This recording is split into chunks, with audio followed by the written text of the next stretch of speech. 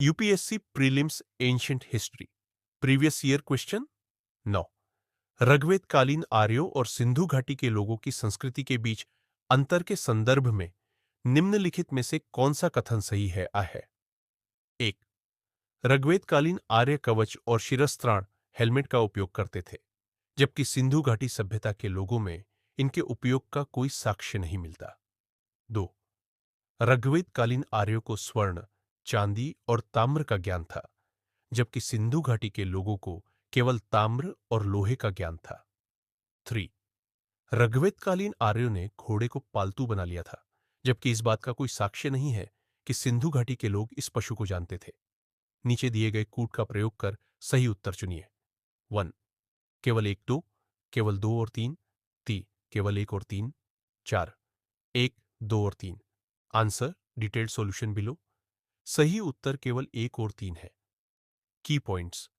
ऋग्वेद कालीन 0, ऋग्वेद कालीन आर्य कवच और शिरस्त्राण हेलमेट का उपयोग करते थे, जबकि सिंधु घाटी सभ्यता के लोगों में इनके उपयोग का कोई साक्ष्य नहीं मिलता। ऋग्वेदकालीन आर्यों के दौरान प्रयुक्त तलवारों, तीरों, धनुषों के भी प्रमाण है, इसलिए कथन एक सही है।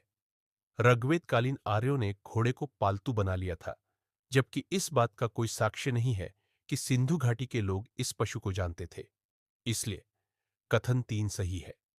ऋग्वेदकालीन आर्यों को स्वर्ण, चांदी, ताम्र और लोहे का ज्ञान था, जबकि सिंधु घाटी के लोगों को स्वर्ण, ताम्र, कांस्य का ज्ञान था, किंतु लोहे का ज्ञान उन्हें नहीं था, इसलिए कथन 2 सही नहीं है। Additional information. ऋग्वेदिक काल के दौरान आदिवासी समाज को 3 समूहों में विभाजित किया गया था: योद्धा, पुजारी और सामान्य जनता। शूद्र नामक चौथा वर्ण ऋग्वेदिक काल के अंत में प्रकट हुआ, क्योंकि इसका उल्लेख सर्वप्रथम ऋग्वेद की 10वीं पुस्तक में हुआ है, जो एक नवीनतम संयोजन है। ऋग्वेद कालीन में पुजारियों को उपहार के रूप में दिए गए दासों के संदर्भ है।